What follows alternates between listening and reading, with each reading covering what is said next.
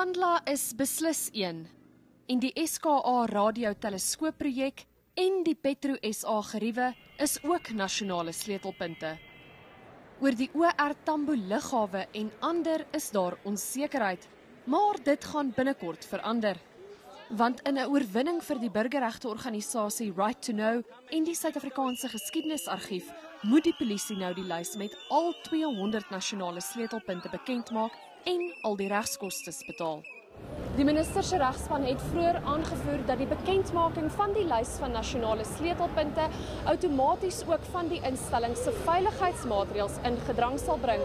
Maar Right to Know se regspan het aan regter Roland Sutherland gesê dit is onsin, aangesien verskeie van die ministers al self inligting oor van die sleutelpunte uitgelap het.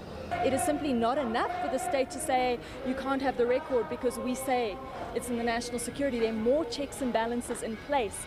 And so I think today has been a little bit of a victory. At different national key points, for example in Kandla, information is not available to the public. They will say it's secretized, it's confidential information. That prevents us from knowing how taxpayers' money was spent on that national key point.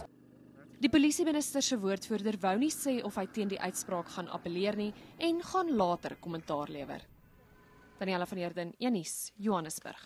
Thank you. Now, how about something a bit more entertaining, like